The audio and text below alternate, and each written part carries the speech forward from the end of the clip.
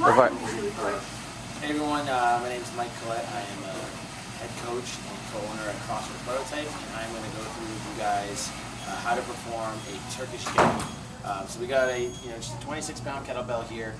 Nothing super crazy, super heavy, but this movement does require a ton of shoulder stability, mobility, also activating the hips, core. It's a full-fledged exercise for you here. So a lot of different moving parts, and we're going to break those down in a nice, simple way. So first things first, guys, is we're going to start in a supine position, so on your back, okay? Now I'll actually start without the kettlebell, and I'll introduce the kettlebell later. But what we're going to want to do, and what a lot of people get confused about, is the position of your feet and your hips. So first things first is set up. So we're going to want to have one knee bent. That foot of that bent knee is going to want to be on the outside of your hip versus in line with your hip. And this is going to allow you to push off that leg. Okay? In addition, we want to have a V at the hip here, okay, to give you a good angle to be able to push from and get into a good position. The arm that's down is on the same side of the leg that's down. Okay, we have a nice 45 or V here at the shoulder, at the armpit. Now, the opposite arm is going to be up towards the ceiling. Now, I'm looking up towards you to look at the camera, but my head would be on the ground here. So, this would be our position. All right? So, from here, what we're going to want to do is this arm, we want to always imagine that we have a lot of weight here just to start. Even if you're just starting with basic body weight, a shoe on your hand, a cup of water, whatever, to create stability. Okay? So, we're going to want to first pack that shoulder. Okay? We're going to get a good position here to create stability. Alright, so if you were to grab my arm from here, you shouldn't be able to yank my arm out. You should be able to keep that arm locked in, just like a deadlift, okay? And if you were to lift my arm up, you'd be able to lift my entire body up with it. Alright, that's actually a good cue to use when you're coaching, is actually pull someone's arm and see if you can create that stability for them, give them some proprioceptive feedback. So here, I'll pat his hands down. The first movement, or the biggest flaw / error that we see with this movement is everyone thinks that it's a crunch, okay? That's coming strictly from the abdominal, and there's a lot of flexion here at the spine, okay? But in the reality is we're really pushing from this grounded foot, okay? This foot is going to remain in one place, and we're going to be pushing to this foot to then get to the forearm. So I'm going to press from here and get to my forearm. Now, you notice my shoulder's still packed, my hand is still facing towards the ceiling, okay? I haven't slumped. Okay, so if you want to come around and take a look at on this side, my shoulder position here, okay, I'm not sunken in, so my chest is tall, and I've created a decent amount of space between the shoulder and the ear. So we never want to be in this kind of flexed, weak position. We want to be nice and tall, pressing into that floor with that forearm.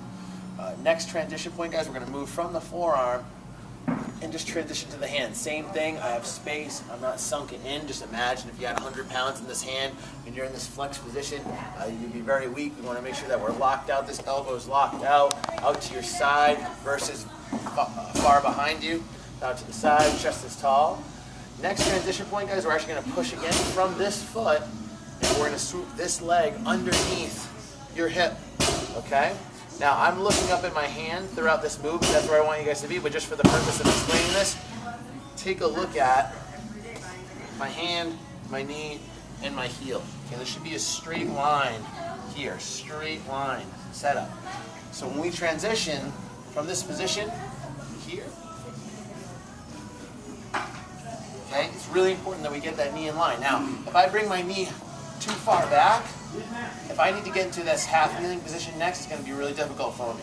Okay, so imagine getting into a half kneeling position here. Notice how my knee isn't stacked. So, transition, knee in line. Now we're going to transition into the half kneeling position. If you notice my half kneeling position now, my knee is over my ankle, and I'm in a good position to then stand the weight up. Okay? And that would finalize the movement. Now, if you're having trouble with stability, I always recommend squeezing the opposite fist, making sure that this hand is still up towards the ceiling. Okay? From here, we need to get down. Right? So what we're going to do is we're going to do this movement in reverse. Step back. Now, a tricky part for people to understand is when we transition back to the floor, notice how my knee here is under my hip. Again, this knee is over my heel. In order to get down from here, instead of just falling down and catching myself, or some people might fall backwards to catch themselves, we're going to want to take this leg, turn it out, okay? And then press your hip to that heel, and then we're gonna wanna find the ground. Versus, dropping, like I mentioned, dropping onto that arm. Okay, now I have all the support here.